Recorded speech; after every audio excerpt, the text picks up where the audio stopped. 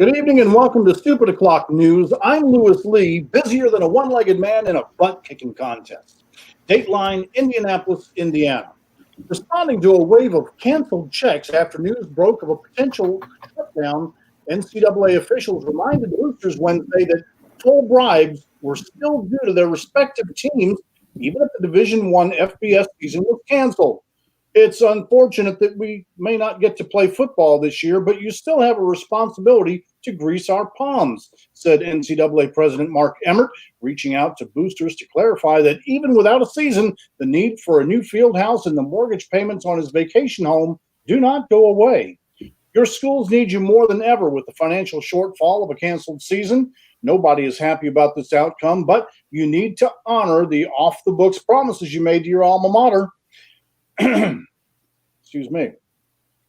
We're extending the deadline to pay, but don't even think about asking for a discount. At press time, NCAA officials revealed that despite retaining 100% of their bribe revenue, teams would no longer be making normal cash handoffs to high school recruits. That's the news. Back to you. Good night, everybody.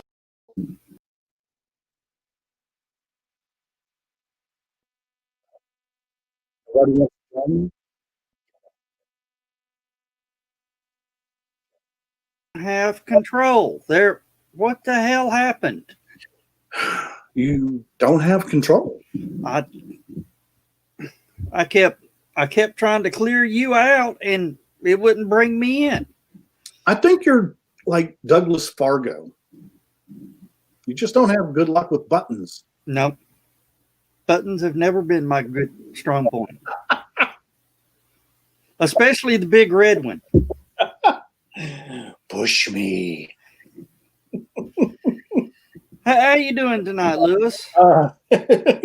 Doing lots of stuff, man. Yeah. Wow. Well, Lewis, I'm going to introduce a new member to the Stupid O'Clock crew tonight. Okay. We're bringing Heather in with us. Hi, Heather. Hi.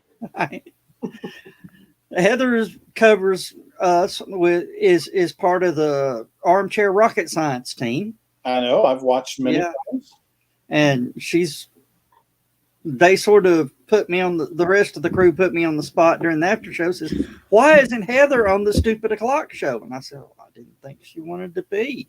She says, well, I never get invited. And I'm going, okay. I'm just like, it doesn't matter. Whatever you guys want to do, I'll do. I mean, I'm watching anyways. I participate with the comments and stuff. Yeah. Yeah. All right. Skunk's going, bring me in. Bring me in. Because I want to point out something. Yeah. Joe Doc doesn't have a problem with buttons when he's pushing somebody else's. That's it. Okay. All right, let's bring John in. How you doing, John? I'm doing good. Go! Lewis got another Animaniacs hit on his news story. Yeah. Hey, Better than Emmy. When he's picking on NCAA, I'm covering my bases real quick. Oh, yeah, we're short a member tonight. We are. Yeah, I don't know where Dan is. I mean, is he still connected? Or did he just because he was here a minute ago? I think we fired him. There he is. Yes, he really looks nurse. He really looks upset, don't he? Right before we went live, what was that noise, by the way? Did anybody else hear that noise? The banging noise? That was Dan tapping cigarettes or something. It takes longer for his mic to get muted because of his slow internets. Yep.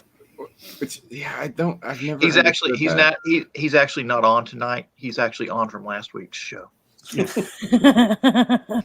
He's on tape delay. Yeah. Oh, don't you wish? Oh, and Skunk. Sometimes we do. Skunk. You're gonna have to change Joe's intro to include Heather now. Right. No, you don't. I fall in with the dorks, nerds, and geeks. I like Dirks better. I think she was going to say jerks. No. I was trying to say dorks. Don't argue with her. Nerds. And she may have just invented something. My speech impediment kind of. Yeah. There's actually a word for it when you are thinking of two words and your brain combines them into a new word. Spoonerism. A what? Spoonerism. Spoonerism? Yep. That's not the word I was thinking of, but That works. yeah, it works. Why not? Look it up. John can probably find it It's a- faster than anybody. It's a verbal error in which a speaker accidentally transposes the initial sounds of letters or two or more words, often to humorous effect as a sentence. You have hissed the mystery lectures, accidentally spoken instead of the intended sentence. You have missed the history lectures. Okay. Yep. So yeah, spoonerism is a correct term. The Reverend Spooner was famous for saying, "May I sew you to a sheet?" when he was trying to get parishioners to their correct. So, yes. Yeah, but that's just transposing some letters. I'm talking about when you're thinking of two different words, but both of them come out mashed together. That sounds like sniglet. like nominal. Yes. Yeah, Nominal. Yes. nominal or normal. Yeah. Nominal. That is now a coined term in rocket science. Nominal. What, rapid. What was it? Rapid. Unscheduled decision. Unscheduled. Well, Rud. I think it's still a spoonerism because it doesn't have to be in the same sentence. It's just Island you're had thinking of two different words at once and they both come out at the same exact time. Like when you're trying to respond to somebody who's like, "How are you doing today?" and you're thinking, "Am I good or am I well?" and you're like, "I'm gel." Or It works. Then you're a Dr. Scholl's commercial. or food. I'm fine or good. Food. Yeah, food. I actually Good, have good. speech impediment, so that's how I. What's the word? Categorize it. I used to have a speech impediment. Mine used to be a lot worse. I used to have a lisp, which explains a lot. Oh, I stutter a lot. When I was a kid, I used to have a really bad lisp, I think. like a really bad lisp. Like I totally talk like this and everything. Was the nerdiest thing you've ever heard. Not gonna say a word. Just- I think he used to work at a bookstore. Oh, Heather, have you ever noticed that picture that I used? How you could actually see the full shipyard? I sense a joke coming. No, I'm just completely changing the subject. She says she has a deep Southern accent. Yes, that I do. No, you ain't heard my daughter talk. Really. Yeah. She sounds like she's from South Georgia. We had a fellow like that And Alabama. we had a fellow like that in my French class in college. I mean, you could tell he was South Georgia. I mean, it's like, "Parlez-vous français, y'all?" And I'm not exaggerating. I sometimes wonder why he passed and I didn't. Who knows? Who knows? So, what's been going on with everybody this week? Last night I got 500 more words on the story. Okay. Yeah, I've got 11 more days before I really need to be finished with it and turn it into my publisher. Since it's a collection of short stories, what I get's what I get. If he wants another one, we can always wait. Well, I have fun news and weird news. Okay. So the weird news is that my stepmom's kid is in town, and he brought his kid, and I hadn't seen this kid in a few years. When he showed up, I was like, I don't know who this kid is, and then they were like, "Oh, it's Ezra," and I'm like, "Oh, cool." Well, Ezra is a bundle of energy. this kid is super hyperactive. He's running around, dancing all over the house. He's playing with my dad has this pachinko machine, this Japanese gambling game, and it uses the little metal balls. And so I constantly just hear this thing going, just plinking all the time. Yeah, he's playing it. He's hit me twice with a little. It's got a little it's like this big toy drone. He's hit me with it twice. He's bouncing off the walls. Like he's just and the weird part is that like his dad is like the most chill dude in the world. Like his dad is just like, hey man, what's up? And his kid is like, oh my god, and I'm like, way too much, man, way too much. And I get it. I was that age. I was a spaz too, but it's just wow, it's way too much energy for me. Calm it down. Yep. Sounds like you know which one of them drinks the decaf. So in Southern terms, you're a step nephew. I think so, yeah. And my the fun news is that would it be uncle? My buddy has they got an app, and this app is they paid for the full subscription so that they can use it a whole bunch without ads or watermarks or any other stuff. And what it does, I posted pictures of it already. I don't know if anybody's seen them.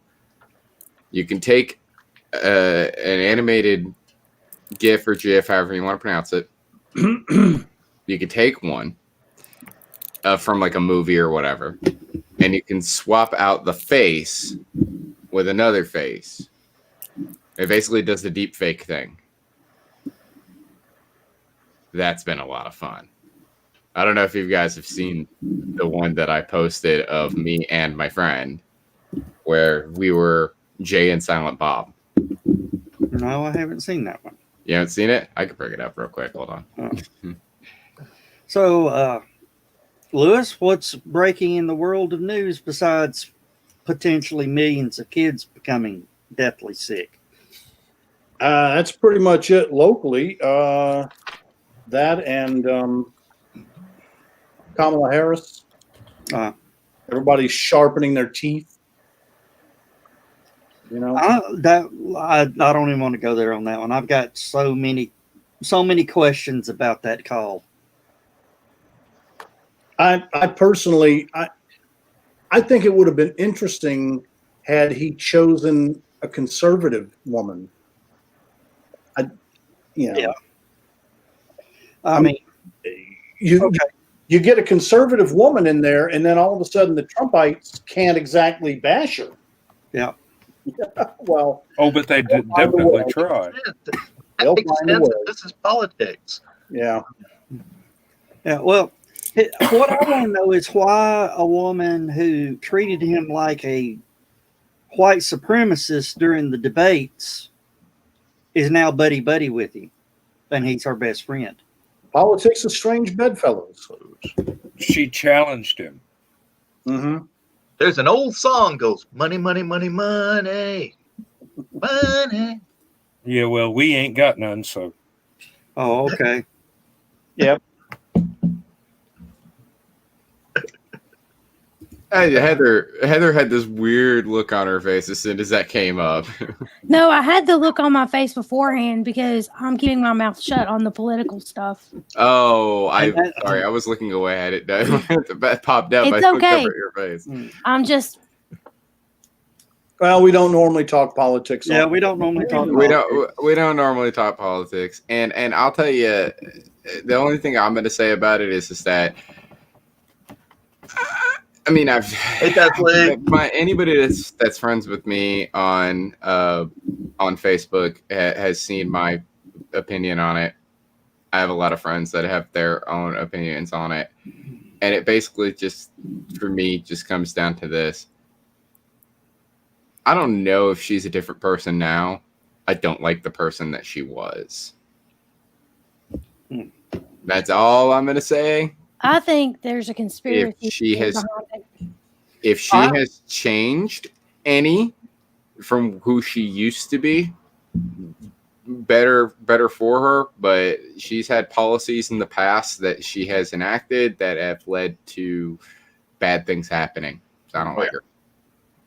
Yeah, well, my theory was he was going to get Hillary, and a year and a half in, come down with Alzheimer's and resign, which Would have been a conspiracy. That is very similar to what I'm thinking is going to happen. Or he'd commit suicide. Boy, would That he is going to be deemed not cognitive and not being able to hold his office, and who gets to step up? Of course, she's going to take the bid. If they're enemies or not, she's going to take the bid because of the minute chance that could happen. What happens when he can't be president anymore? Yeah. I don't think they're enemies. They had to be adversarial during the primaries because they were both wanting the same job. All's fair in love and war. All right. Now let's get off this, or we're going to get a strike from Facebook and prove that we're not foreign actors. Duh. The Gates?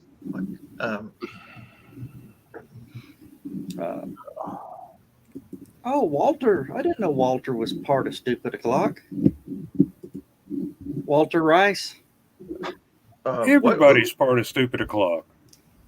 Whether Just they depends know on it or what not. time of day it is. John, did you just say who? Yes. When referring to Walter? I was Walter- no, well, what I meant was I'm trying to figure out where he saw that because I'm Do you know who Walter is? I got notification. It was from one of my posts. But yeah, John, do you know who Walter is? not particularly, no. Walter is amazing. The first time that I got to meet Walter, Dutch brought him up. Apropos of nothing, right in the middle of opening ceremonies, Dutch brings him up on stage and has him start to sing a song. And he does it at first that he's absolutely terrible at singing this song. And then he gets through like the first couple of verses, he's moving into the bridge, going into the chorus, and he suddenly switches it up. And he turns out he's an Elvis impersonator, and he's damn good at it. And just after we realized, dang, he's got a good voice. Bzz, bzz. The next year that we had him, he showed up in full Elvis regalia. Yeah. It's pretty awesome. Okay, I do know who he is then. I have this interesting brain in that there are people that I remember when I'm sober, and there are people that I remember when I've been drinking. Yeah. And he may be in the latter category. He is. Yeah. Thessaly, we're all doing good. All doing good. Glad to see you back watching the show. Been missing having you around. How's your arm? Oh, and those graduation photos. Oh my goodness. What do you put in contacts, or is that your real eyes? Your eyes just explode. Do what? It sounds painful. No, they're absolutely gorgeous, Lewis. You just go. She was riding her bike the other day, and bike versus tree won, and so she hurt her arm, and we're all patiently waiting to see if she recovers. Unintended. Yeah. Well, Thessaly, you have the most gorgeous eyes. I've got to say it. Speaking of recoveries, my buddy, who I just posted a picture of, was doing the deep fake stuff. They're currently in the hospital. Ow! Yes. I've never heard of deep fakes being that painful. No, they got necrotizing pneumonia. They got a necrotized abscess in their right lung.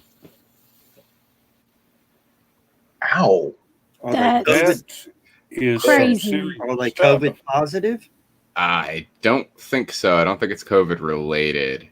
You They, can get that from a different bacteria. Yeah, they were basically, they thought they had a sinus infection since like Sunday, I think it was. And the thing about it is that we don't know how they got it. They might have had it before. Whatever it is, they might have had it before. We all hung out on Saturday, or not Saturday, Friday. We all hung out on Friday, and then Sunday they started feeling bad. But they didn't. Whatever it was, they didn't get it on Friday because everybody that was there would have gotten it, and none of the rest of us were sick. So whatever they got on Saturday. I don't know what they were doing Saturday. So, but yeah. I mean, is it something that you can? Is it something that's highly contagious, or just something that you pick up occasionally? I don't think it's contagious because, I mean, it is pneumonia.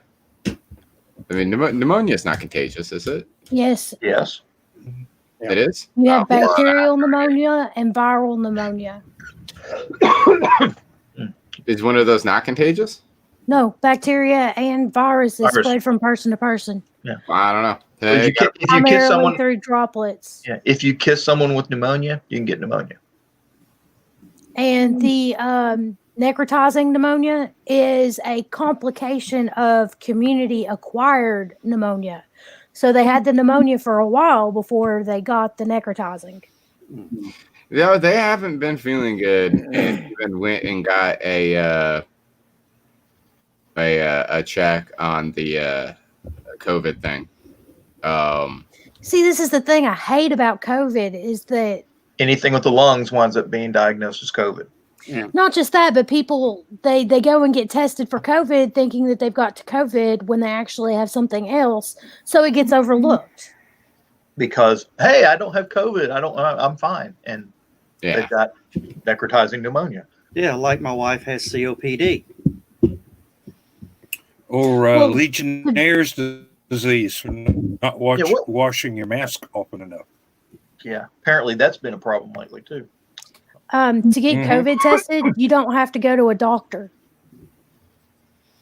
So people can just be like, oh, I'm going to go get COVID tested. It didn't come back as COVID. I'm just going to sit at home.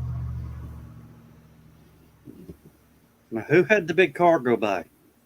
Not me. Wasn't me. Probably me. Not It's a here. busy road. You might hear thunderstorms through mine. Out mine too. I keep seeing lightning out the window. Yeah, we're supposed to be getting it soon too. Yeah, last thing we need is for Dan to get struck by lightning. Oh, There you I probably just gained superpowers. Oh. And there Shazam! the thunder. Yep. Oh. Oh yeah, Dan's area looks like it's getting it real good. Yeah. Yeah, I looked at the local radar earlier. It's coming in from one of the two directions where we usually get rain. The other two directions, it splits to go around the house because of the local geography changes the wind patterns. But We this get that a lot one, here too. That drives me nuts. It'll be raining cats and we could dogs. probably get some. We could probably get a few minutes out of this. Yeah, so Lynetta saying We've been she got having thunder for about 2 hours now. What's Cecily saying down here? Thunderstorms. Cecily says she's got wink lungs, so she gets sick and has to get tested. Treated with severe inflammation of the lungs. Well, take care of that. Right now, It's probably a good thing you stopped smoking then. Always is. Wish I could. Yeah. Haven't the willpower yet. Hey, Joe Dog, just What? a T-shirt off of Facebook. yeah. It's a bunch of different drummer themes, and the one that I chose was "Never pick a fight with a drummer. We beat things for pleasure." Yeah. So See this? see that. My daughter brought that to me tonight, so Well- I figured that's what we'll wear. Well, I went to work today, and I was just wearing a regular T-shirt, and it got so hot, and I knew it was going to be one of those days. I was just like, you know what? I already have to buy something at Walmart. I'm going to get me a tank top while I'm here. Like, it's just way too hot. And it turns out Walmart didn't have any tank tops. Very, very weird. But it did have something. Wife beaters. Wife beaters. Hey, So I was rocking the wife beater. I was rocking the mullet and the wife beater today. I felt go good. with the flow. We're gonna have to get you a Dodge Charger. I was about to say, Let you do the entire Joe Dirt thing. Hey, all I needed was a Mopar. my car's in the body shop getting that tree damage fixed, and went to Enterprise Rent-A-Car, and they gave me a Charger, and I'm like, oh, well, this isn't bad, you know. And I get home and I try to get into the driveway, and it's so low to the ground, it scrapes on the driveway. I'm like, damn! I had to bring it back and get another car. Now I've got a Equinox. Chevy. Oh, have you seen the new commercial for the Hellcat Charger? The Oh, yeah. On the long. The drag strip? Oh no, not a drag strip. Well, it was set up as a drag strip. Hmm. First production car wheelie. Wow, that's a lot of torque. Pulled the left front tire off the ground.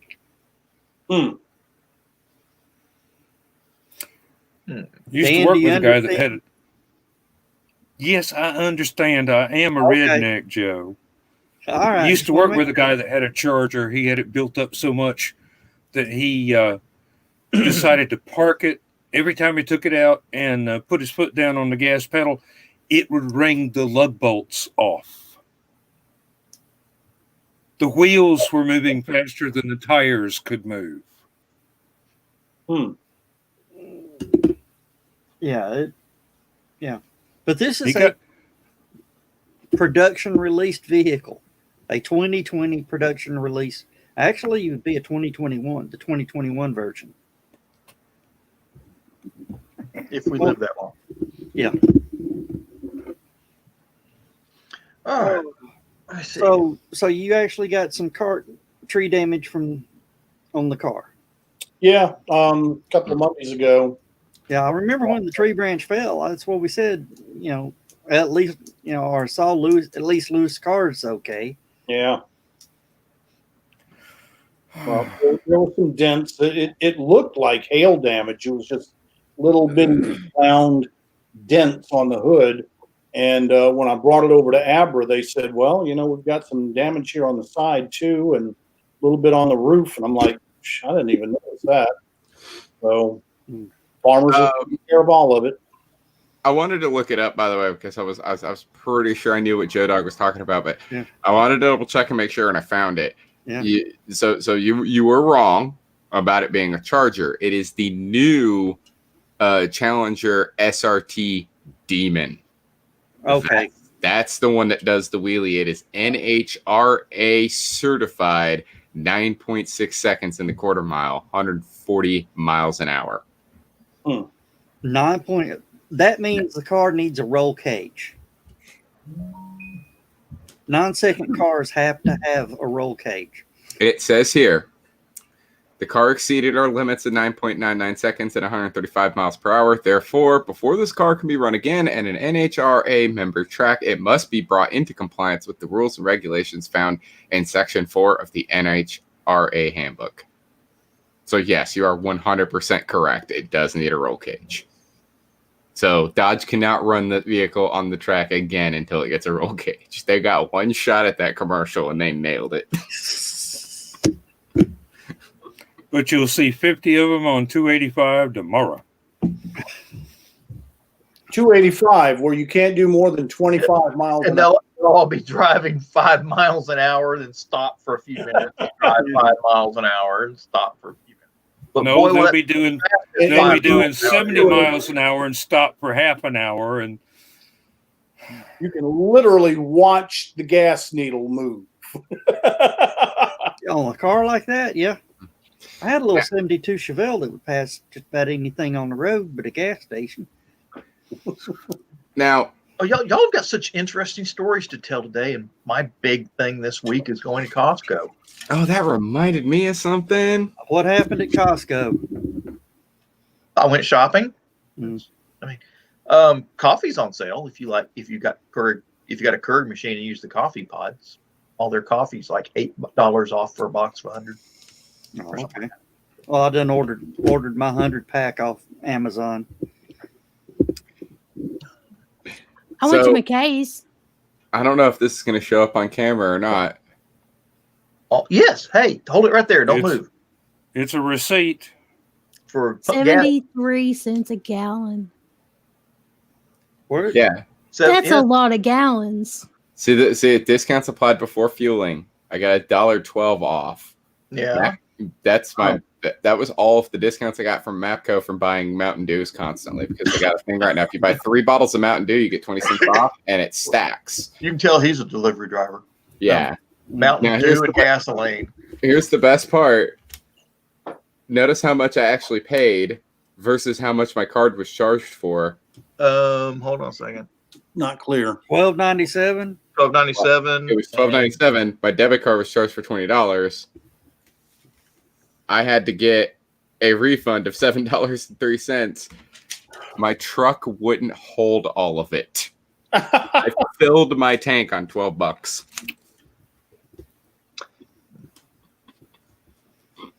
Oh, That's how much of a discount I got. The people there couldn't believe it either. They were like, "That's never happened before." I'm like, "That's never happened to me either." Do it again. I Do can it again. us- I remember I can when usually had- fill my van on about $20 worth nowadays, but I remember 2 or 3 years ago when it was $67 for the same amount of gas. I mean, I remember when I had to park in Chevelle because gas went to 80 cents a gallon. well, the last time I made a long distance trip where I was going up to Knoxville, right? It was like about $50 to fill the tank. And that got me the full tank. I got all the way up to Knoxville and all the way back, and still had enough left over to go to work the next morning. And then I was gonna have to get gas again. I remember doing that, and like I said, it was like $50. This was less than $20. So I think what I'm gonna do is that I'm just gonna keep buying Mountain Dews, and the next time I want to go to Knoxville, I'll just wait for that moment where I can cash all of my points in at once. That'll work. And get to Knoxville and back on $1.25. I wish that would be nice. My mom. I kind of wish I didn't. There was the other thing about it was that I kind of wish that I had known it was going to get that low, because if I would have bought just 9 more Mountain Dews, I could have gotten 12 cents a gallon. My mom has a Ford Windstar. It's got like a 22-gallon tank or something, like 21 and a half, somewhere in that range. Yeah. And it's got a decent engine in it, but it's real fuel efficient. You can get almost 400 miles on a tank of gas off that thing. On a road trip or around? Yeah. Well, we drove up to North Tennessee to that resort that's up there for vacation. I can't wait to find out what mine gets. I got to finish fixing the emission stuff with it, and once that's fixed, because I drive a little 4-cylinder stick. Those I things used are to be able supposed to get like 30 something miles to the gallon. I tell you what, Maybe I was I going to may be say. showing my age here, but I remember my dad complaining about the price of gas going up from 12 to 13 cents a gallon. I don't go that far back, but I go back to 35 cents a gallon. And I used to be able to fill up my 69 Mustang by bringing in Coke bottles. Mm. I was just about to say, I used to put a gallon of gas in my mini bike for 2 32-ounce Coca-Cola bottles. I remember when me and my buddy were coming out of high school one day, and he was like, well, "We're gonna swing over to the McDonald's, pick up some McDoubles, and get some fuel." Cool. We're in the Trans Am, with the 354 bolt main. And we pull in, and I run over to the McDonald's, and then I come back, and he's fuming, and I'm like, "What's wrong with you?" And he goes, "Gas is $1." I miss being able to fill up my Jeep for less than $10.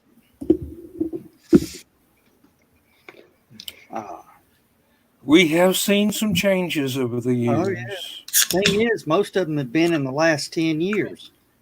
Well, it's like, okay, my Mm. dad stopped smoking when he was 37 back in 93, I want to say. And he always said he smoked Marlboro Reds. And he always said that he would quit smoking when they got over $1 a pack. They've been $5 a pack for the last, 10 years at least. Yeah, and I remember like just the prices on cigarettes. I remember when I first started smoking, they were $2. I could get a pack of cigarettes for $2 a pack. And now whenever I go into a store, the cheapest pack may be $3, but it's always some weird off-brand you've never heard of. And Don't touch those. they never taste good. No. They're always awful. I smoke Pall Malls for the most part. So usually when I go into a place, Pall Malls are usually the cheapest, and they're still like $4.89. When they got expensive, I started smoking L&M's. I remember. No, go ahead. Well, I was gonna say, I remember when I started smoking again. I was in Chicago and I was really stressed out. I was like, I need a cigarette or I'm gonna kill somebody. Like it was that bad. Like I'm like, I need a cigarette. It's not happening. I'm gonna go buy smokes like right now. And I'm in Chicago. Like the cheapest pack of cigarettes is $15. I'm like, for 2 of these packs, I could get a carton in Tennessee. Notice, guys, the top row here is the non-smokers, and all the smokers are vapors. Or Yeah, because I quit smoking 6 years ago. but your When Lindsay Yeah, and I but went it's to England, I smuggled in 2 cartons of Mavericks so that we wouldn't have to buy English cigarettes. They were about $1.75 a pack over here.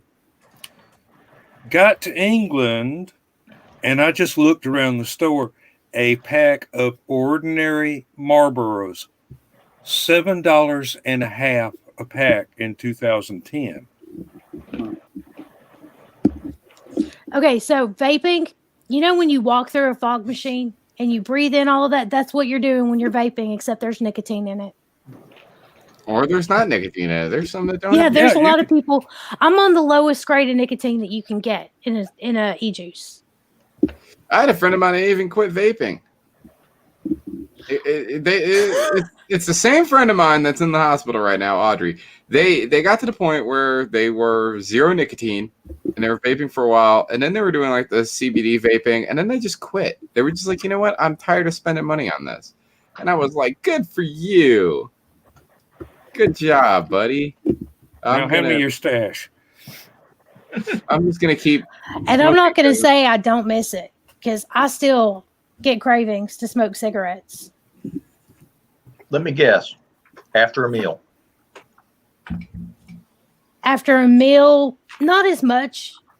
When I'm drinking, I really want a cigarette when I'm drinking, or when I get really stressed out and I need to step away from something. I miss it then, because with vaping, you don't have that excuse, because you can vape indoors, not in public places like at restaurants and office buildings and stuff like that. But at the house, I can vape in the house. I can smoke. Sorry about I that. smoke in the house. Cut my cam off in time. For That was me, one it's of the- worse when I'm writing. I When I will was go thinking- through a bunch when I'm writing. When I'm working on stuff, I have to smoke. Like it's something it helps keep me centered, especially when I get stressed out working on videos. Videos are very taxing on the brain. But while I'm doing stuff, it's like I'm doing this. When I was up visiting Dakota in Johnson City and joined the call with my laptop, I kept having to step away to go have a cigarette, because Dakota doesn't like smoking. So they don't mind that I smoke. They just don't want to be around it. So I go in the other room to smoke, and then I would come back, and it's very annoying to have to do that every time. No offense to them or anything. So when I'm always smoking. So when I started looking for a place, by the way, we got that sorted out. Joe Blair and I are gonna get a place together because they're wanting to move out too. So I'm like, cool. We'll just get a place. We're going to Cleveland because that's where they work, and he doesn't drive. So, but we're going up there, and when I was looking for a place, I was like, it has to be a smoking place. Has to be. I gotta have a place to smoke. Like I can't. No. No non-smoking anything. I just know. I get it. Everybody else wants to be healthy, whatever. I don't care. I don't care how ghetto this place is. I have a place I could smoke that isn't outside because I'm too busy to not have cigarettes. I'm kind of looking forward to going back to work in about a week and a half because once I roll on the property, no cigarettes until I leave. Oh, you can't even smoke in your vehicle? No, anywhere inside the fence. I do You that when I cannot- go to clinicals. Well, no, this is every day to get paid. So, and if I snuck any and I got caught, I would get fired. And I'm not giving up $45,000 a year for a cigarette. No. I mean, even in your own vehicle. Yeah, exactly. You can't even go out to the parking lot in your own vehicle. Well, I know both the hospitals in Chattanooga, in order to get hired on, you have to take a nicotine test. If you fail the nicotine test, you can't work there. It's just like taking a drug test. They have a zero tolerance policy for nicotine. Where? I know that both of the hospitals in Chattanooga, Memorial and Erlanger. Well, that's changed then because when It was My uncle used instituted in 2014. my uncle used to work at Erlanger, and it was really funny because he was a respiratory therapist, or he is a respiratory therapist. He's a respiratory therapist, and he smokes like several packs a day. And he would tell other people to stop smoking. I was supposed to get a job as a registrar at Erlanger in the emergency room, and I wasn't paying attention, and I took a hit off of Andy's vape when I was on Zero Nic, and I went in the next morning and tested positive for nicotine. So I didn't get the job, which is okay because I ended up moving in like 6 months anyways. I know that the people who used to work there got grandfathered in and didn't have to pay attention to that policy before it was instituted. At Memorial, I think they ignore it because it's a Catholic hospital, and they would not have anybody working there if they kicked out everybody who smoked cigarettes. I know a lot of them go priests and over the nuns to would quit the working. Buffet King parking lot to smoke. Well, my wife works Tennessee Aquarium, and while they don't have a rule about not smoking to work there, if you do smoke, you have to pay more for your insurance. So That's the way it Yeah. is with my sister's work. She works at a Whirlpool. mhm. Where, in Cleveland or? Who's your sister? You don't know her. Are you sure? Yep. Are you really sure? Because I used to work at Best Buy, and we had a Whirlpool representative. She works in the plant. Oh, okay. 'Cause I was gonna say, like, I remember that girl was very much. She was very much in fandom. Like that's how we met. Was at like Chattacon. So I didn't know if you were related to her. My sister's never been to Chattacon. Well, Skunk, she I should. think that's a subtle hint for you to stay away from Heather's sister. My sister's married. She doesn't care. That one's a not so subtle hint. Really damn. He is a smooth gentleman. Oh, okay. I'm so sick and tired of that email. Which email? With school Okay, so they send out emails to let you know if you are eligible for financial aid because in order to go to the school, you have to fill out a FAFSA every year. So that if you can get financial aid, you can get the financial aid. Well, I get Reconnect, but I have to fill out a FAFSA every year. I'm not FAFSA eligible because I have too many attempted credits to earned credits. Hmm. So it sent me an email saying that I am not eligible for financial aid. And they I send knew like ahead of time. they send it out like 10 times before the semester even starts.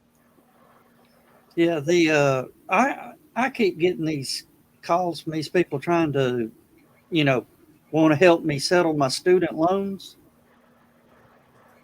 Yep. Are they affiliated with the same people who are trying to let you know that your warranty on your vehicle is expired? Sounds like the same guy, to be honest with you. Or you're distantly related to this Nigerian prince who needs to unload a whole bunch of money, and all he needs Or we is a can bank get you account. money for your VA benefits. You see, my Now, goal, wait a minute. That one I actually get. That one I've never served. Evidently, either they're confusing me with my grandfather who had almost the same name as me, or a Vietnam vet who had almost the same name as me. We're maybe distant cousins with that one, but I don't know. But I keep getting stuff about I am not claiming my veterans benefits, and if they're confusing me with my granddad, he died shortly before World War II. So he's excused for not getting his benefits. Dan, it's And not what that. what were you saying, Lewis? well, my goal is to pay my last student loan payment with my first Social Security check. Dan, I don't think it's that, right? I think they just pick numbers at random. I literally think that because the vehicle. No, I get these through the mail. Oh, well, I don't know about that. That's got to be it. But the phone number thing with the vehicle warranty, they call it. They say your vehicle's warranty is about to expire or whatever. And I'm sitting there thinking, I'm like, why do they call me? I've never owned a new vehicle. Not a single vehicle I've ever owned has ever had a warranty. They've The all been, Bluesmobile did not come with a warranty. no, they were all junkers when I got them. They were all most of the vehicles I've owned are older than I am. I've only owned 2 vehicles that weren't older than me. Oh, I've had fun with them on my HHR. They call me. I go. They say, "Do you still have this HHR?" And I say, "Yeah." Sitting out in the backyard. They said, "Well, the warranty's expired and all that." And I said, "Really? How much is it? How much is your service?" They tell me, all that. And I said, dang, that. And I can cancel this warranty if I don't want it, right? After so long, they said, "Yeah, you cancel it anytime." I said, "Good. The motor blew up on it last week." Click. I've actually always wanted to answer it whenever they do that and just be out like, just point out the fact that like, yeah, no, I have a 1978 Dodge Sportman. Is the warranty expired on that? And why do you keep calling me? I've got a 97 Dodge Ram. This thing's over 20 years old. Is a warranty expired on that? Smartasses. I like the other one that I get. The other one I get every once in a while that I really like is when you get the phone. It's really rare, but it still happens. You get the phone call with the robotic, computer voice being all like, "Hello, we represent the Internal Revenue Service. You have a warrant out for your arrest. Yeah. You have to call this number." I'm thinking about just one of these days calling them back. I actually do call them back. Well, it used to be that they would call and it would immediately connect you to somebody who would try to pull that scam on you, try to get you to go get the gift cards and all that other stuff, right? And Those can be fun. there's been a few videos online about it. I just really want to call. I just really want to call back myself and get one of them on the horn, and just be all like, "Listen, look, between you and me, all right. Like, let's be honest, man. Okay, technically I'm a millennial or whatever, right? I'm pretty young. I'm not gonna fall for the scam. The question is, I used to work in loss prevention at Best Buy, and we'd have people come in all the time to buy those gift cards that you try to get people to buy, and we'd stop them before they bought Green the gift cards. Look, we knew what y'all were up to when we had these grandmothers coming in trying to buy a Steam card, and they wouldn't tell us why. You know, So who is this we're not- Facebook or an user? iTunes card or whatever. We're not dumb. So the question is, does this scam still work? Like, I'm just really curious, and I wonder if they would get mad at me or whatever. No, you don't have to get mad. You don't get mad. I'm not gonna, tell us why. What am I gonna be able to do about it? I just really want to know. Like, does this scam still work?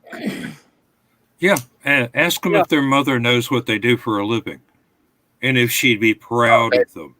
Oh yeah, no, they don't care. Yeah, I know. They're scammers. They don't care. Yeah. Another great one is when we're going to help you with your credit card debt. Really? How much credit can you give me? Oh, we can give you up to $10,000. Really, $10,000? That would work great. So I just filed bankruptcy last week, and I could pay that bankruptcy off. Click.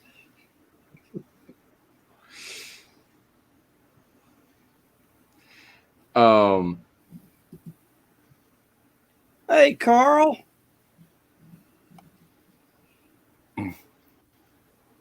Well, I always answer the phone anyway. Yeah. A lot of people say, you don't answer the phone. Don't answer the phone. Because if you answer the phone, then they know they've reached another number. You get more calls. It's like, that's true. On the other hand, I'm such a social person. I know other people that aren't. I'm such a social person. If I see a phone number I don't recognize, I'm answering the phone. That could be opportunity. Maybe somebody calling to be like, "Hey, I got your number from so and so. They said that you're good at video editing." Or, "Hey, I got your number from so and so. They said that you're good at, doing remixes or whatever. Or we need a DJ for a party. Or, hey, so and so said that you're good at whatever." And or it's just like, "Hey, I got a new number, man. I just wanted to call and say hey and give you my new number."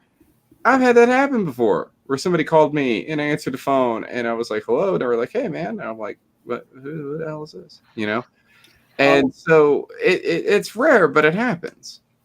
I used to answer military stuff. Before the call screeners came in at WGOW, Wally and JR got one of those robocalls. As you know, it was one of those that they weren't getting any calls, and the robocall came in, and they picked it up, and this guy went through the spiel. After JR does a high caller, you're on the air or whatever. And the guy kept doing the spiel. And he goes, "You're on a radio station. You're live on the air. Well, we have this great offer for you." Then Wally had fun. Yeah, some of them are just going on the script. They're on autopilot. What did Wally do? JR 12 of them. Yeah. JR cut him off. Because he stuttered so bad. Oh, can you believe that's been almost 12 years ago now? Are you The ones I love are the ones where they call a police officer at the police station. Yeah. I've seen one of those. Yeah. If they don't pay them this money for whatever they owe them, says they're going to call the police on them. Yeah. And the police officer like, "Really? Which police department would you be calling? Just so I'll know when they get here." My other favorite one is when they call a lawyer, and the lawyer is just sitting there like writing everything down, going, That's wonderful. Okay. All right. Can I get a case ID number for that? The guy's like, well, the case hasn't. He's like, no, if there's any kind of investigation or anything like that, there's definitely going to be a case ID number. I'm a lawyer. I know. I work in criminal defense. Click. Go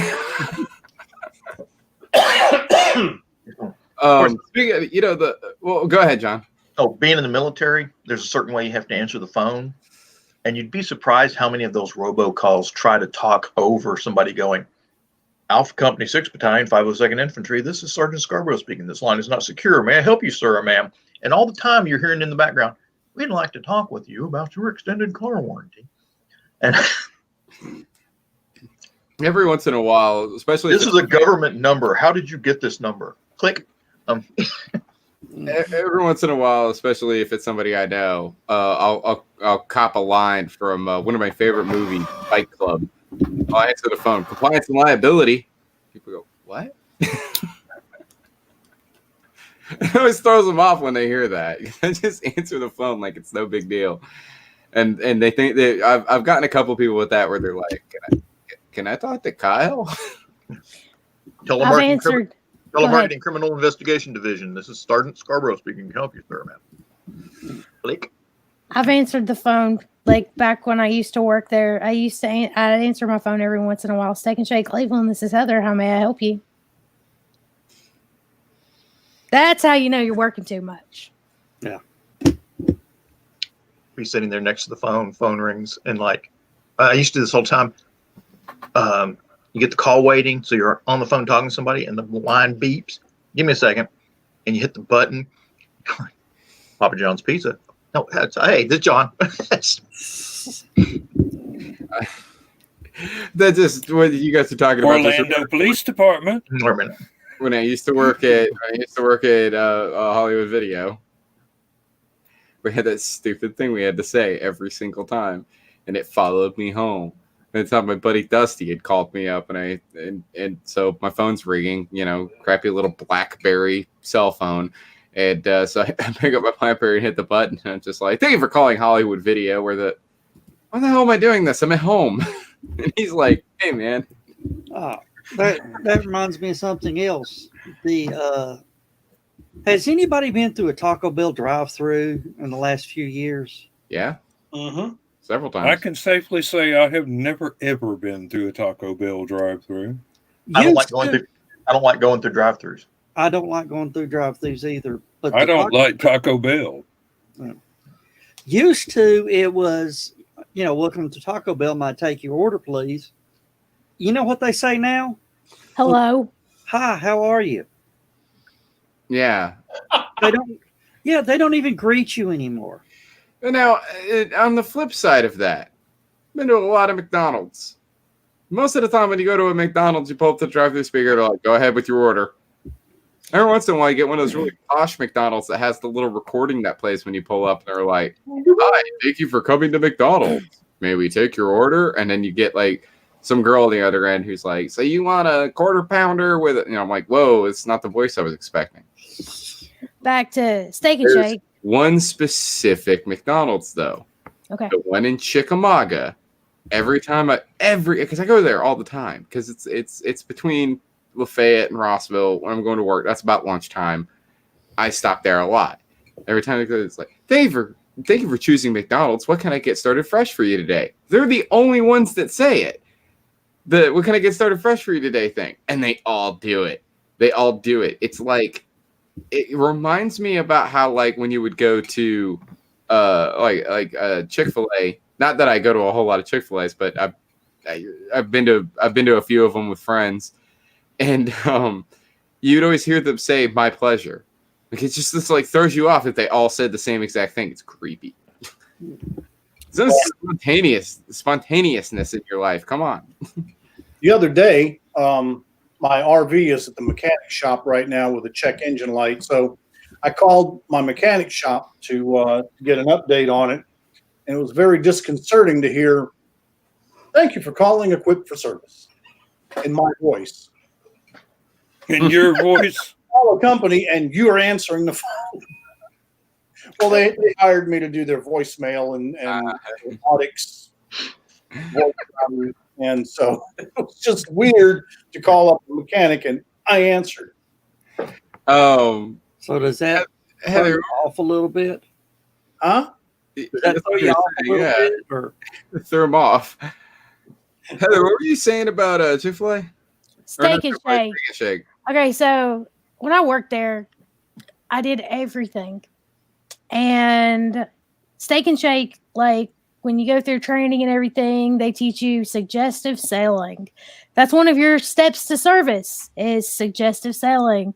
And when you hit the button for the drive-through, when the drive-through speaker dings, it's having a great day at Steak and Shake. Would you like to try? And then you say something. But it's always having a great day at Steak and Shake. So I'd like to try to order something without being upsold first. Oh, and you have to try and upsell everything. I'd like a double cheeseburger. Would you like to add bacon onto that? Yeah. You want some cheese sauce on your fries? How about some hot fudge in your milkshake?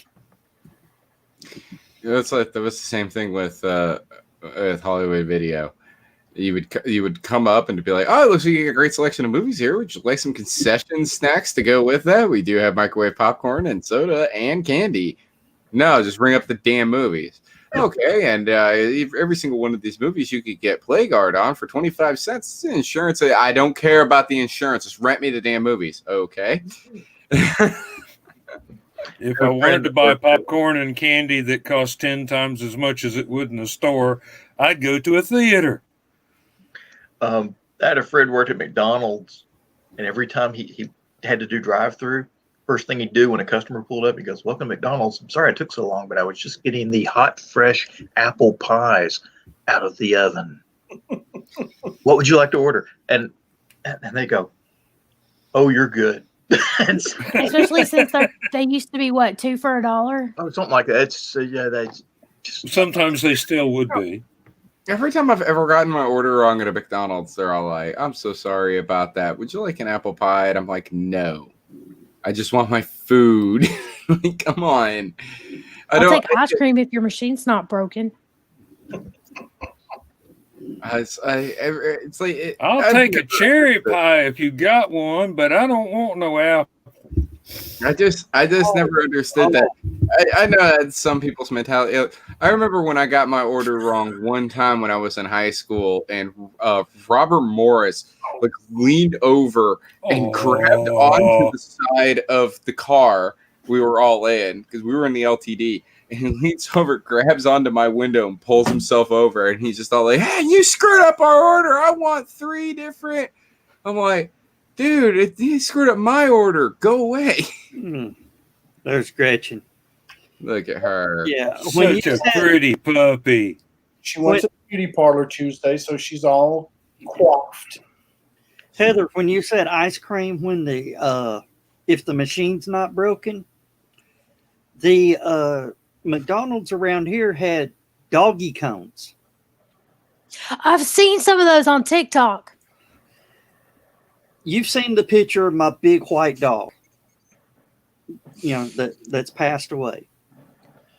We had to quit going to McDonald's because, and we get up, and normally they would just see her and bring her the little doggy cone. Well, we pull up the window, all that. There's no doggy cone. And the dog is crawling across my lap. Now, we're talking a 125-pound dog. About to go in the store and get Was that their dog own part cone. husky? Husky and Akita, yeah. That's what, because they get really whiny. And it's, that whine. And she's looking at them. And they're going, what's, the girl's backing up from the window like, "What's wrong? Your dog scared me." She's wanting her doggy cone. She goes, "Oh, the ice cream machine's broken." I said, "Well, you better come up with something very quick because it's not going to be pretty in this car." Starbucks does puppuccinos, Yeah. which is just a little 2-ounce cup filled with whipped cream. It's like an espresso. It's like a little tiny paper espresso cup. They fill it with whipped cream and they give it to the dog. And No, but that That dog. doesn't make a dog sick. here's the thing. It's all for people like this. It's all for people like Lewis who pamper their pups. She doesn't I doesn't totally get it. ever. I fussed at the pet. I fussed at her doctor because she slipped a pill in a little thing of peanut butter. I said she doesn't get peanut butter at home, and I don't want her to expect peanut butter at home. But no, we can eat, and she never even bothers us because she doesn't know what our food tastes like.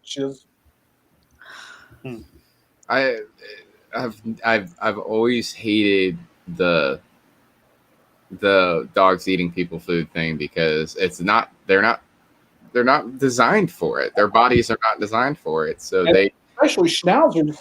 Schnauzers have pretty sensitive digestive systems. So we made the decision early on. You know, when we knew we were getting a schnauzer, we said she's only going to eat food that's made for her.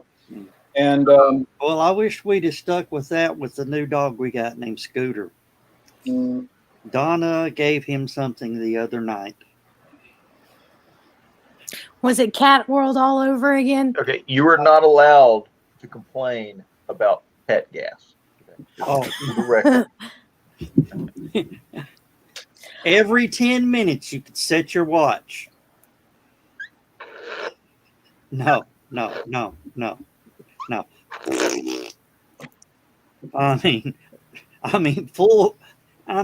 don't fart that loud. Mama, Liar. Ours are on a raw food diet, so they get human food, but not like food that would be for consumption by a human.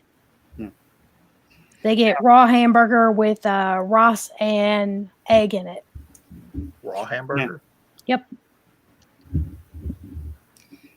Our dog, Ozzy, would not eat raw hamburger.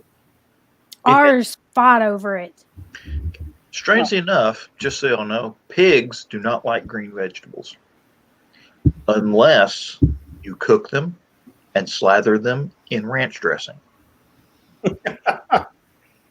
pigs do like booze, though. Beer, big time. My dad owned a bar in Louisiana, and somebody had given him a couple of pigs to raise. I think it was an old debt or something. So he had this pen in behind the bar. So whenever a customer wouldn't finish their drink, you know, there's always this 5-gallon bucket you'd toss the rest of the drink into and then put the glasses in the dishwasher or the sink. And I mean, that thing would be full with, you know, the only thing they would take out is the swivel stick if there was one, but there'd be orange and lemon rinds in there and all kind of crap. But he would slop the pigs with that. Those pigs, And they loved him. never knew what hit them. They were souse. Souse. Pork chop That's where likes beer. pickled pig's feet come from. They sure were. I guess that was some marinated pork, huh? You betcha. I tell you though, I mean, we got that meat back, and that was the best pork roast I ever tasted in my life. Have a bourbon. Now do you remember the show Real People? Yeah. I was watching one of the Fire Stick apps, and Real People was on. Huh. And there was a story about the hog Waterhouse Ike. Had a social security number, a legal social security number, bank account, paid his taxes. And it's all started from the pig's owner who, trying to raise a little bit of money, sold shares of his pig for when he slaughtered. Mm-hmm. Guarantee him, so much of the pig. And he sold them for $1 a piece. And he tried to open up a bank account. And then he started making stud fee. Well, he started making stud fee off the hog and all that. And it just basically was about the corruption. But he was probably a 1,500-pound hog with a social security number, a legitimate social security number. Oh, like my ex-wife. Oh, Is that the one where they tried to get him to run for mayor? Yes. Okay. oh, man. I remember that story now. I just want to give everybody a quick update. Yeah. Audrey just messaged me, and they said Feed me, Seymour. that's literally where Audrey got the name. Wrong Audrey. No, it's very, very close actually. They that's why they like the name so much. But they said they're not doing any better, but they're in a comfy bed, being pumped full of antibiotics. They're also watching Ghostbusters. They just texted me a photo. Mm. It's the end of Ghostbusters, so Which I don't know what's going to come Ghostbusters? on after that. So Which Ghostbusters? one. Okay. Cool. Yeah, it's this. It is literally the scene where when they took the photo of the TV. It's literally the scene where Bill Murray says, "All right, this bitch is toast." Mm.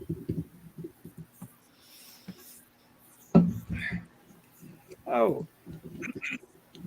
Yeah, they sent me a picture of their not hotel room.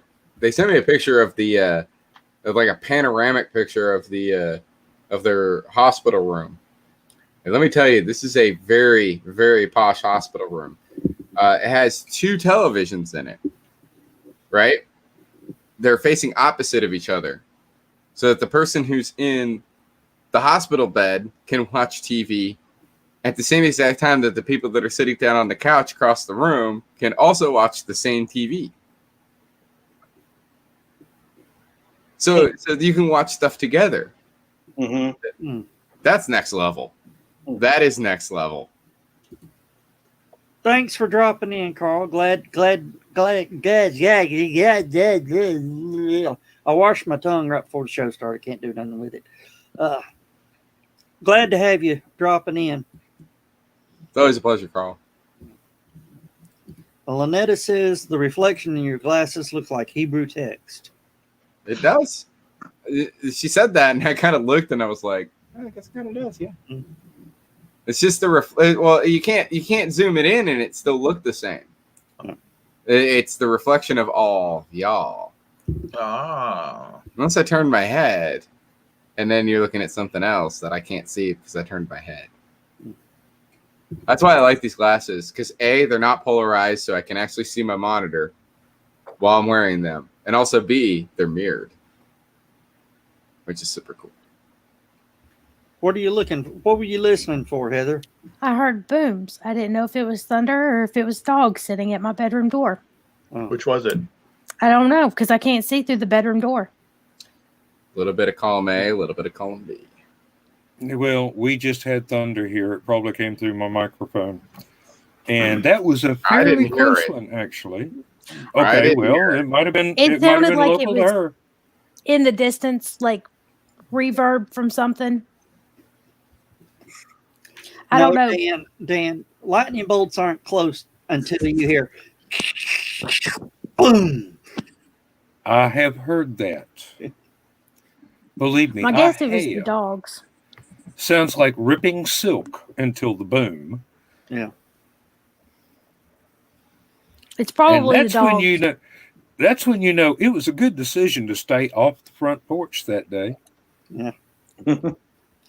Well, growing up where we lived, the house behind us had a carport which overlooked our backyard. And you could overlook it, and you could actually see Signal Mountain from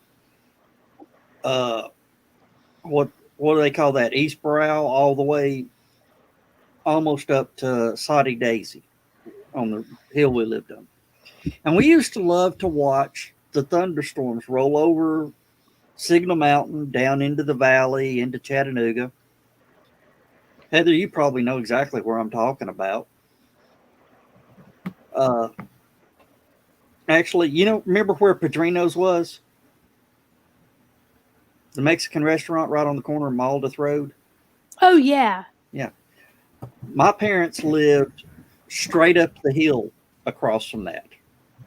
Over in the I always like that Padrinos. Fairfax. Yeah, up in there. Well, one day we were watching a storm come over, and it was a 2-car carport, side by side, had this little flower planter. And the way the cars were parked, the nose of the cars were all lined up with the door, and we're watching the storm roll in. Their dog was digging in the flower planter. I'm sitting on this one car. My friend was sitting on the hood, right, leaned up on the hood of the next car, and his brother was sitting in the doorway. All of a sudden, we hear the pow, but we also heard zzz before the. Needless to say, I had the dog's footprints on my back. My friend had my footprints on his back, and his brother had all our footprints on his back because we all hit the door at the same time. And come to find out, his house had got hit by lightning. Of course, we were all sitting there going, hair standing up on our arms. That's cool. I know when I was a kid, we went without like a modem for a couple of weeks. And that was back when my dad was running a BBS because lightning hit our backyard. We also had like a bunch of little itty bitty rocks all of a sudden. I remember helping my dad out on the carport working on the car. We were both laying underneath the car. He's got a wrench up there doing open hood surgery from underneath.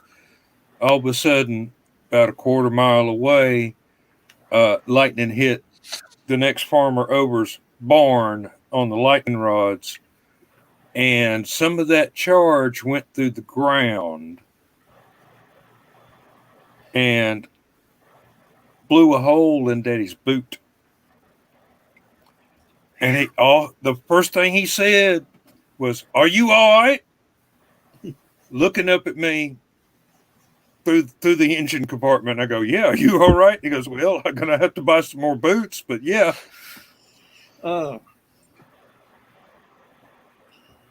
Yeah, lightning ain't nothing to play with. That can rattle.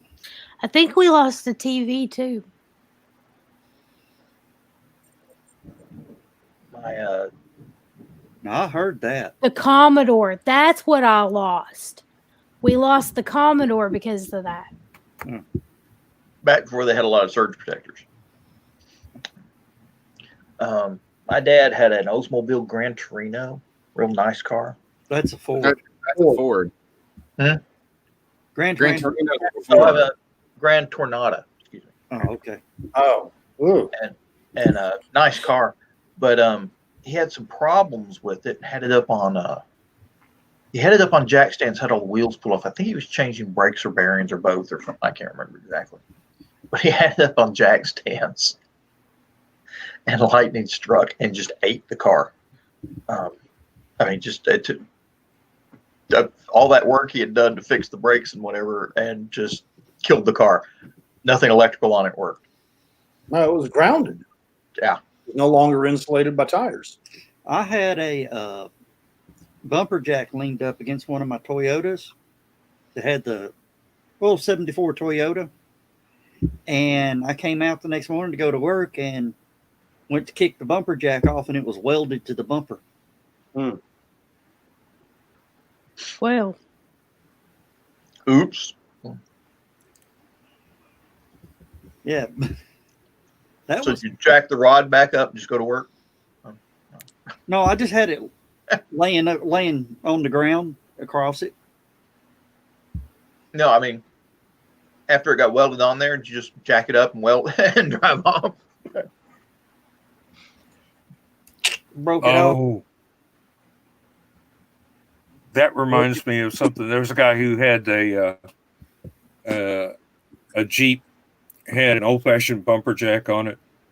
His neighbor called the cops on him because they thought it was an It was an assault assault rifle. rifle attached to the Yeah. hood of the car. And it was a bumper jack. And it's,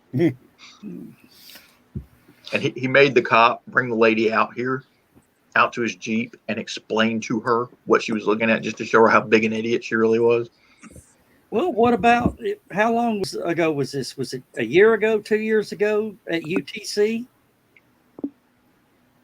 The guy was walking down the road with the assault rifle. They called the cops on him, and it turned out it was a cop. Yeah. Yeah, I remember that. And he ended up walking around UTC looking for the guy. Looking for himself. Yeah. Mhm. Oh, there was a lady that was out camping out in the wilderness. Came on out, and there was a search party for missing persons. She joined the search party. She was the one they were looking for. Nobody ever told her the name of the person they were looking for, I assume. You're right back. She didn't figure it out when the search party was yelling, Linda! No, that's what a coincidence. My name is Linda, but I'm not missing. I'm right here. Oh. So it must not be me. Really, sometimes they go away, but she's always right here. Um, God, that was a Heinlein quote, wasn't it? I think what was it? Aren't they all eventually? Something like that happened. Something like that happened at Halicon, but I can't remember exactly what it was. It was like, if I remember correctly, it was a bunch of people who were sitting around, or probably outside, smoking. And somebody started going on about this thing that had happened, this one time sort of story. You know, one of those stories. And somebody sitting at the table just suddenly went, wait a minute, that was me. I was there. That only happens at every convention. I know, Eventually. right? Oh, I found a new show y'all need to watch if you haven't checked it out yet. It's Amazon Prime, but there are ways around it. It's called Tales from That'll the be Loop. mine. Tales from the Tales from the Loop. Very good series. Oh, did you say Loop or Lou? Tales from the Loop. Loop. Okay. It's based on a sci-fi book. I thought you said Tales from the Lou. I went, oh God, that would be the Joe Dog show. Yeah, that'd be a Joe Dog story. No, but Tales from the Loop. It's very Talk about good. toilet humor. I mean, I'm trying my best not As to he pushes a piece of toilet paper in his eyeball. I'm trying not to It's a binge Kleenex, thank you. to make it last. But the best way to describe it would be a senior year of Stranger Things crossed with the Twilight Zone.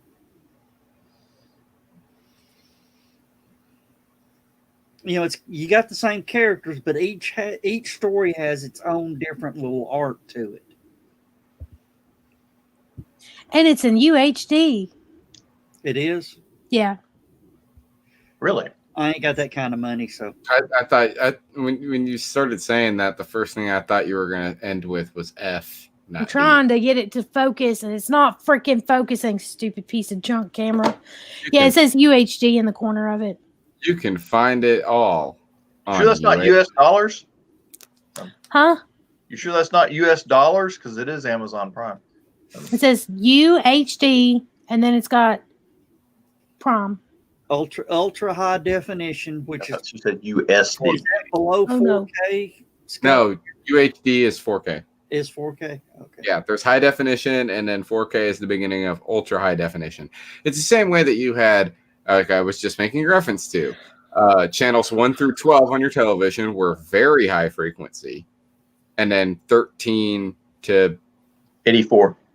thank you, John. 84 was ultra high frequency. Yeah.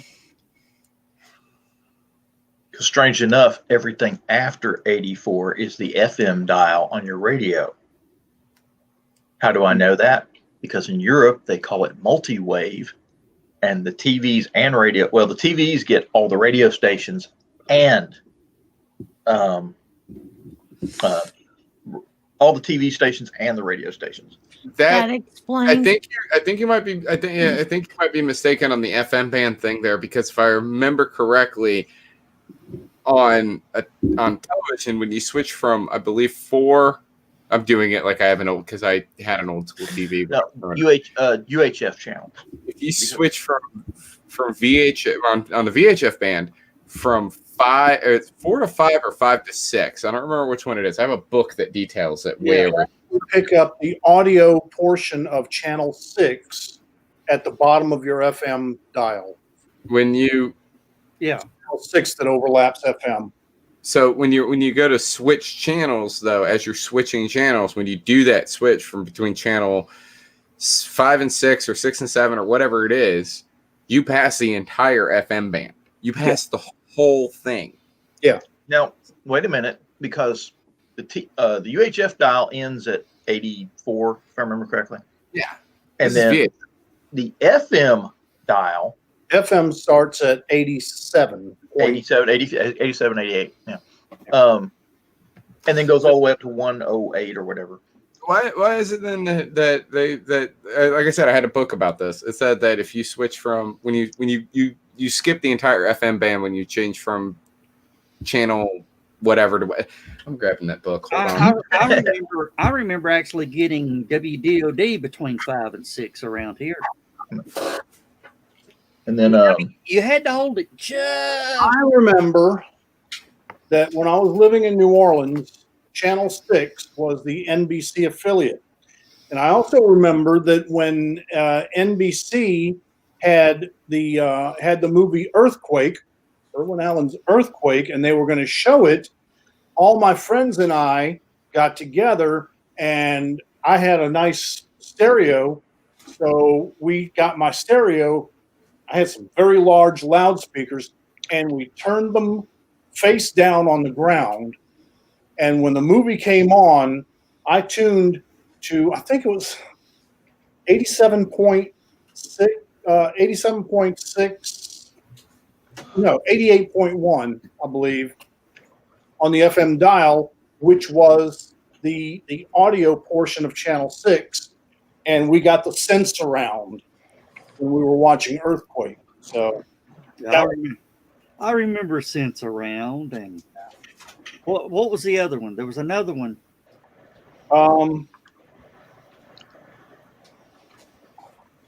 Sense Around. Smell-O-Vision. no. I'm not quoting that movie twice in a row. You're not going to catch me again. Quintaphonic sound for Tommy. Yeah, quadraphonic. Yeah, No, quintaphonic. They came out with a 5-channel Yeah. 5-channel. Okay. Yeah. just for that movie. With an extra vocal or dialogue channel. And then when THX came out, it just turned into, let's Thud. just make it so loud everybody's ears bleed.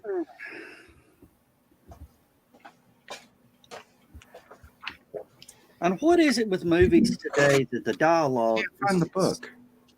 is so soft and all that, but the car explosions are real loud? I've noticed the same thing. I just chalked it up to 60-year-old ears. Oh wait, here it is. Too loud. I was looking for. It was right next to me the whole time. Yeah. Oh, hey. Oh, here we go. You were right about TV broadcasting. The VHF broadcast for sound are on channels 5 and 6. Yeah. Okay. Now at 88.0, you get the broadcasting FM radio all the way up to 108.0. After that, you get aeronautical radio navigation. There it is. This is the book, by the way. The book is, well, this is the Big Book of Big Secrets. It's a compilation of 2 books by William Poundstone. The 2 books are Big Secrets and Even Bigger Secrets, if I remember correctly. I don't think I have Bigger Secrets in here. Want to bet? Well, if you get that one, you should have both of them. I think there's 3 books in total, and I think I have the compilation of 2 of them. And I think the compilation's like the 1st and 3rd or something like that. It's really weird.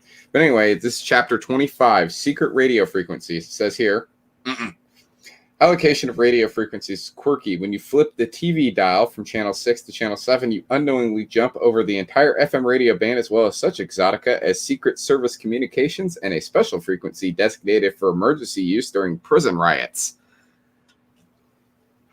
Odd. Well, This- how'd you like to tune your TV into that? This book is super cool. There's an entire section in this book about backmasking. It's really interesting. Now, what frequencies between 6 and 7? It doesn't say. Okay. This secret radio. That'd just be TV carriers. See, on the TV dial, you've got 2, 3, 4, 5, 6, 7, and it seems like they're all right there next to each other. But in actuality, the frequencies between 6 and 7 are quite wide. And that's where the audio comes in. Right. Yeah, I mean, the 6 and 7 have absolutely zero to do with the actual frequency that these channels are on. They're just numeric designations for that frequency. You got to remember that with TV, you've got a video carrier, then you've got an offset audio carrier, and that's where I was talking about that offset audio carrier for channel 6 is actually listenable on an FM radio because it's within the FM band. And it's different depending on which country you go to, because different countries have their own way of using the radio transmissions. Well, yeah. It says like the first section. Just to point out with this book, when it goes through its little preamble about the different things about radio frequencies, shortwave radio hobbyists keep track of secret frequencies. Similar publications consulted for the most up-to-date listings. Selection below includes only the most noteworthy or inexplicable broadcasts. By the way, this book was published in the 80s. First section, Air Force One. Oops. Oh.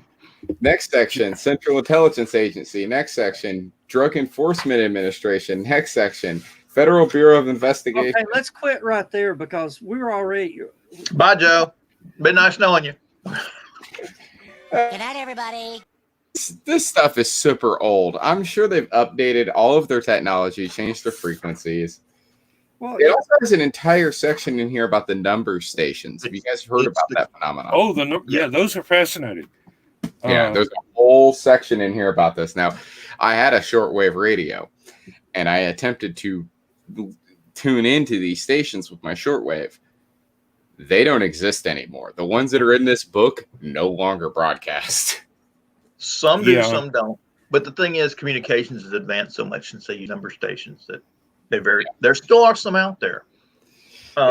It does talk in this book about the way that frequency hopping scramblers work. Mhm. And I found that really so fascinating that I put it in a movie script once, and I need to finish that script one of these days. I'm gonna grab my sunglasses again. I feel naked. Doesn't Hedy Lamarr have a part of the copyright or part of Yeah, that patent? Patent on frequency hopping, yes. And it's Headley. No. No, it's not. This is one of my old textbooks from college, and it teaches you all about frequencies as well. And what's interesting is now that we've made the digital conversion and we're no longer analog, channel 3 is no longer a VHF channel. All TV channels are now in the UHF band. Did you know How that? are you going to play video games if there's no channel 3? Well, TV input, pal. HDMI. well, hold on. If you get a little console from Japan known as the Famicom, aka the Nintendo Entertainment System, I believe if I remember correctly, it's channels 90 and 91. So you have to have a newer generation United States television in order to tune into those channels to be able to use a Japanese Famicom on those televisions, because regular analog televisions won't go up that high.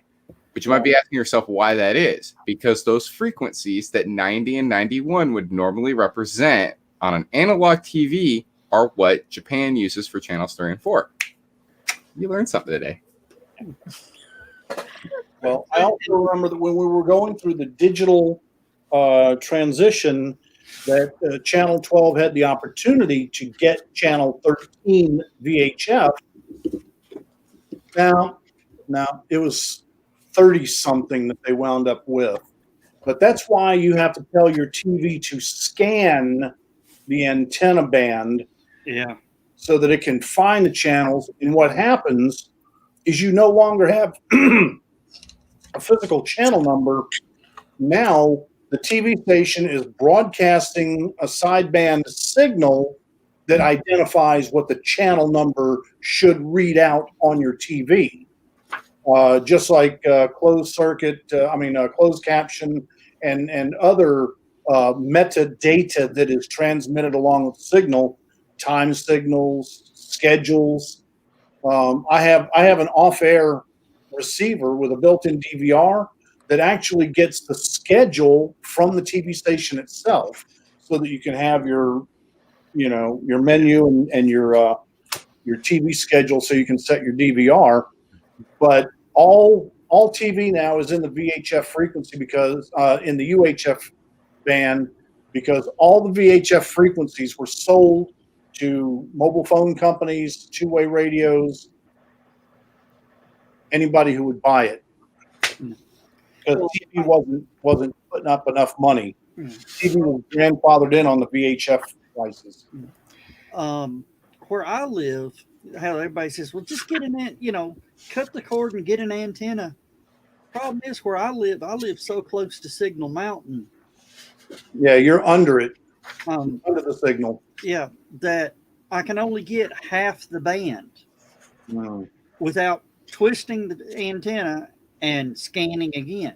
And when I scan again, I lose all the other channels that I had. Yeah. You need to go put one up on top of the damn mountain. You just need a long cable. Yep. Well, that's where cable TV came in. It was in Pennsylvania, and there was a TV store. The guy couldn't sell any TVs because everybody was on the other side of the hill from the city where the TV stations were. So he put an antenna up on the hill and ran a cable down to his shop. And he says, anybody that buys a TV, I'll hook you up to my antenna. And that's where CCTV was invented. Community cable television. No, CATV, Community Antenna Television. Let's say CCTV is closed circuit. Yeah, CCTV is closed circuit TV. Community Antenna Television, CATV. And it all started from a guy who wanted to sell some TV. Does anybody mind if I read a quick passage from? I want to read my favorite passage from this book. Make it quick. Go ahead. This is regarding the 1974 film Dark Star, which, if you don't know, is John Carpenter's first movie. Mm-hmm. Classic. This is in the section entitled Subliminal Shots in Movies. It says here, the film's brief hidden message flashes momentarily on a computer panel. F.U. Harris, and it is spelled out. It says, who is Harris? He is Jack Harris, the film's producer and distributor. In its first celluloid incarnation, Dark Star ran for 45 minutes on 16mm stock, but Harris Money bankrolled another 38 minutes worth of footage. Be as it may, a rift developed between Carpenter and Harris because Harris was a corner cutter. At one point, they allegedly sabotaged the soundtrack, so Harris would have to move the work from a discount film over to MGM. So that's why they put that in there. So if you ever watch that movie again, look at the computer screens in the background and wait for one of them to flash that up. I've seen Dark Star. I don't remember that part, but it's a book, and the book is full of truth. So if it's subliminal, it would be a little bit too fast for you to notice. That is one of those movies I would love to have a DVD of. Dark Star is great. Yeah. My favorite part of Dark Star is the beach ball alien. But basketball is such a peaceful planet. Hey, Joe. Yeah. This piece of paper was stuck in this textbook. Yeah. And I just got to looking at it, and it's a printout from egghead.com. You remember that? And the printout date is February Vaguely. 2001. Egghead. and it was a listing for a Dell Latitude M233 XP laptop. Get these specs, okay? This was a $650 laptop. Wow. Intel Pentium 233 megahertz processor with MMX technology, running Windows 98. It had 512 kilobytes of pipeline burst SRAM. It had 64 meg of EDO RAM. It had a 2 gigabyte hard drive, Wow. and it still had a 1.44 meg floppy drive and a 13.3 inch active matrix color display, 2 PC card slots. That was weird. Card slots in a laptop. Normally they weren't. Yeah. PCI card slots in a laptop. Yeah, that was a thing. That's pretty standard for back then. Yeah, they're little bitty cards. I remember PC expansion slots in desktops. I don't remember them in laptops. But These cards that we're talking about they're literally thicker than a credit card, but about the same size. They were tiny. I had a modem. I was about to say that's what it was for. and it had a 33.6 kilobit modem. What year was this? 2001. That had to be after 98 Because I remember being in high school and thinking I've got a 56K V90 modem. Thinking I was like the it. One of the other reasons I love this book is the little things that they put in here like this. Oh, they can't see it because of the white screen. Kentucky Fried Chicken ingredients list. I know it goes into KFC chicken. You know what makes it so good? MSG. I would have thought it was the salt. That's your 11 herbs and spices right there.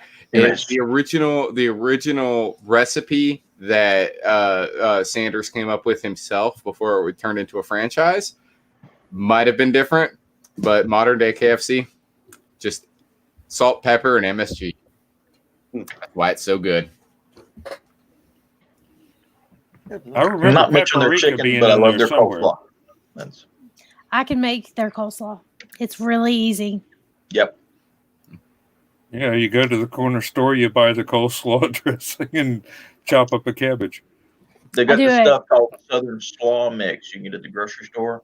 All you got to do is add the vinegar and mayonnaise and sugar and salt. I make it. They from scratch. actually also sell that dressing pre-made. Hey, So don't- all you really don't be need- bragging about All you that, really dude. need to do is chop Why? up a cabbage and a carrot. Oh, maybe 2 gallons of that could be a badge to Halicon. I don't know. I think I have to do it. show up. I don't make the dressing by itself. I mix it in with the cabbage. I don't follow recipes. I eyeball everything. Oh, So I have to have the amount of cabbage, and then I throw what looks right into it, and then mix it up. She's definitely Southern. Somebody marry her quick. they already did. Joe, Oh, go okay. ahead. Go ahead and blow this up so everybody can see it. The Rorschach test. It tells you what it all means. I got in trouble because of this book because they gave me a Rorschach when I was seeing a psychiatrist, and I told him, I said, I already know what all this means. I read a book on this, and then I pointed out things to the guy, and he ended up telling my mom that I'm a smart ass. Gee, Like she didn't know. that's what I was about to say. But she They said, paid you how much She to find that out? raised you and she had never noticed. that's what she said. She was like, she told me later, she was like, you know, you went to go see a psychiatrist and he said you were a smart ass and you were making everything up. And I was like, Nah, I'm a smart ass and I can prove it. I have a smart ass. And I I was just being truthful with the guy, just letting him know that, like, hey, you can't really give me a Rorschach test because I already know all the answers. I told him, I said, I can make this Rorschach out to be anything you want it to be. You want me to come off as a sociopath? Because I know what all the answers are to say sociopath. And then when we got to the one with the, there's one specific pattern. I just that pissed him you can point off. at. There's one specific pattern you can point at. It kind of looks like a mushroom cloud. And when that one came up, I pointed it out. I said, that looks like a mushroom cloud. If I were to say I feel like that represents a mushroom cloud, you would think that I'm paranoid. And he got just looked like he sucked on a lemon. He was so pissed. I pissed them off in grade school once. They were doing that to us. I just told them every one of them looked like an ink blot. They thought I had no imagination whatsoever. Here's a trick, by the way, that for anybody who wants to know. Never say that is literally something. You never say that is, if you see there's one shaped like a bat, or it's vaguely animalistically, looks like it might have wings. You never say that is a bat or that is a butterfly. You also never say that is an ink blot. You never say that, because if you do, it means one of two things that are both very bad. So Dan, they were thinking crazy things about you. Which may or What may does not it be mean? terrible. What does it They mean? were probably right. Let me bring that chapter back up and I'll tell you. Means you're too smart to be a psychologist. Let's see. Here it is. You say Or this looks like Too smart to fall for one, yeah. It says you don't hold the card at an unusual angle. Watch how you phrase things. Say this looks like or this could be, never this is. You're supposed to realize that it's just a blot of ink on a card, but don't be too literal and say this is a blotch of black ink. Don't groan, get emotional, or make irrelevant comments. Psychologists will watch for all of the foregoing signs as brain damage. Well, somebody got that one right, didn't they, folks? I did have a head injury when I was young. But no, yeah, if you point at that is such and such, or say that is an ink blot, they'll think that you're brain damaged. Which I knew how to. I told him I knew how to game the system, because I would have done the same thing Dan did. That is an ink blot. I'm so funny. I think I avoided that the year before with the standardized testing. Check off all the boxes and everything. I came out with the highest reading level in a kindergarten to grade 12 school, and I was in the 4th grade. I scored higher than some of the teachers. I don't remember if you were, well, let me rephrase, not remember. I don't know if you would know about the ASVAB, Dan. Do you know what the ASVAB is? Armed Services Vocational Just a little bit. I was about to say that I know those two know what it is. I know Heather knows what it is, and Joe knows what it is, and Dan, I know you're a little older. I didn't know if you knew what it was. They probably called it something different in my day. So It had to be Yeah, they carved called it on the these draft. granite blocks with a chisel, So we took the ASVAB, and I remember I had a buddy of mine. We're sitting there all taking the test, because we all had to sit in the cafeteria at Ringgold High School and all fill in the little Scantron. And of course, W bench. I'm a person who I like taking tests. I like showing how smart I am. So I was sitting there filling in all the little bubbles of getting all the answers right, and I'm doing this fantastic job. And then I didn't score the highest, but I was doing all right for myself. And hi, Kitty. Sean's cat's in here. Hi, Kitty. My cat's in there. How the hell did my cat get over there? No, Sean, my stepmom's kid. Come here. Want to be on camera for a minute? No, she doesn't. No. I can tell by it. Look, It's the arms out like this. It means don't hold me. Okay. She don't want to go all the way up. But no, I was sitting there, and I didn't score the highest. Like there was somebody else who scored higher than me. Oh, you smell that chicken? No, you can't have no chicken. No, you can't have chicken. And if you're not People scored higher than me. I was happy with just scoring as high as I did. There was one particular individual. I see that, Joe. There's one particular individual I saw who was just speeding through the test, and he turned his in before anybody else. And I thought that was really weird because I knew he was really smart, but I was sitting there just being all like, he's normally not that quick. What's going on here? Right. And so I asked him about it later, and he was like, "Oh, I filled in every single blot on that thing. If there was a spot for me to put in a pencil mark, I did it." I was like, "Why?" And he was like, "So they can't draft me." And I realized he's the smartest person in the room. He did what? You know, they have a little. It's He basically- answered every A, B, C, or D on every question. That's exactly what he did. All He marked the way all 4 blocks. All the way across. Which, if the machine doesn't actually look for the wrong answer, he aced Look at her. She's scratching up my speakers. Well, turn on some Led Zeppelin. Maybe she'll dance. They're not plugged in. I suggest the immigrant song. Oh, yeah. I'm gonna chase her out of here. Hold on. Have y'all seen seen the cat immigrant song? No. No, not the cat one, but please do wait till I come back with a beer.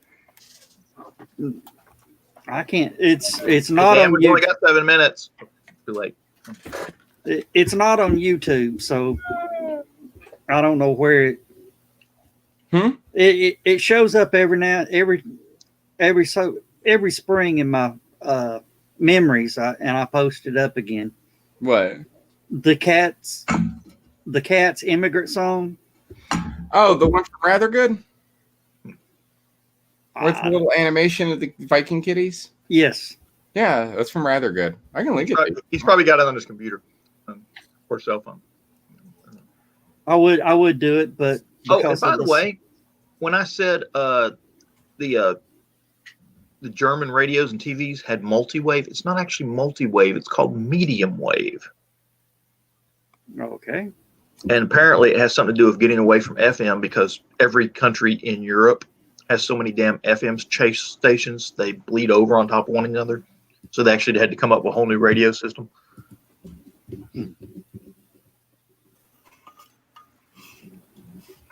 all right. Oh Am I too late for the cat immigrant song? no, we're No. not playing that because I'll get a copyright strike. And the last thing we want is to Lose the whole thing. lose the whole thing and Oh, we're get, only- and get a copyright strike from a live stream on YouTube. Well, I will look it up then.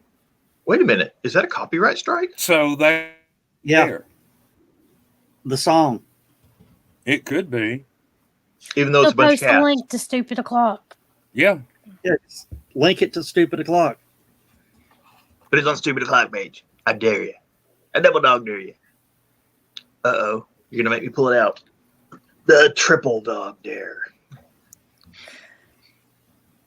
I will look it up in my own time. I'm not chancing Joe's show on some whim. No, It's- he's going to put it on Stupid O'Clock. This should, On Oh, the he's page. he's going to do the link. Okay. On Yeah, the so- Facebook page. Facebook page. and I So will he'll, show, he'll wind up in Facebook jail. and Heather, I'll show you that picture on the after show. It's amusing. Picture? Yes. Miss. I'll tell you when we get to the after show. That's the teaser to get everybody to go to the after show.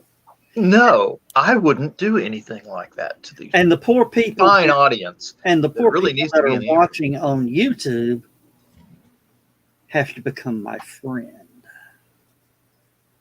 Well, it's kind of creepy with you doing this. All three of them. It's a trap. It's a the thing. Do I look like a catfish?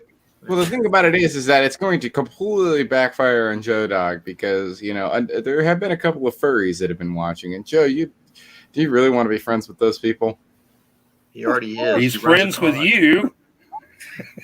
I'm friends with everybody. I'm not one of You those missed furries. the conversation Saturday night. Did I?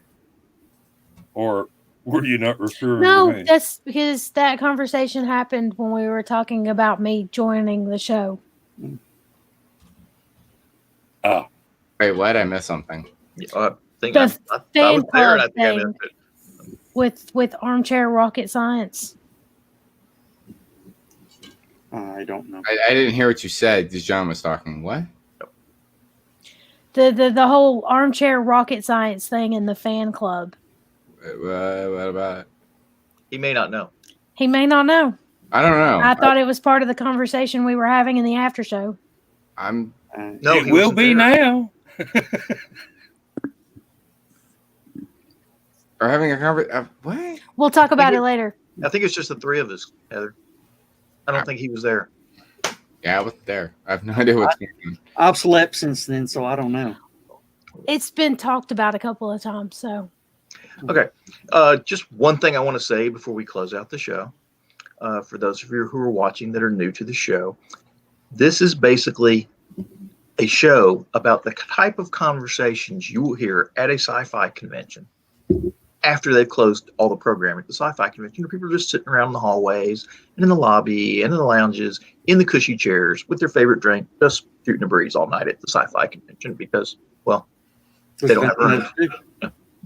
There's nothing else to do but talk and drink. Well, there's a couple of other things to do, but we can't mention that on prime time. But it's hard to do when you've been drinking all night. I'm not going there. You got a VIP club card. All right. For that one, pal. good All night, right. everybody. Say, yeah. Mwah. Good night, everybody. Good evening, friends. Good night, All right. everybody. Say good night. We got to run. And we will see you at the after show. I got There or- so I'm not going to be in the after. See you later. All right. Good night, Lewis. Good night. Good night. Hey, good timing tonight, by the way. I love the way you power slid into the show right there. All right. Here we go. Oh, we're touching the face of God now.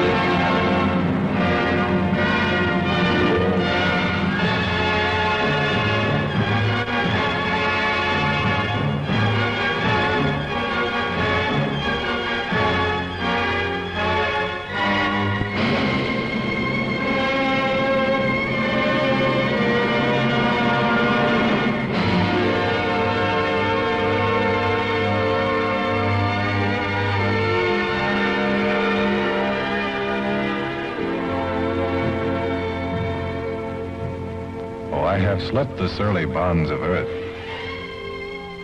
and danced the skies on laughter-silvered wings. Sunward I've climbed and joined the tumbling mirth of sun-split clouds and done 100 things you have not dreamed of. Wheeled and soared and swung high in the sunlit silence. Hovering there, I chased the shouting wind along and flung my eager craft through footless halls of air. Up, up the long, delirious, burning blue, I've topped the windswept heights with easy grace, when never lark nor even eagle flew.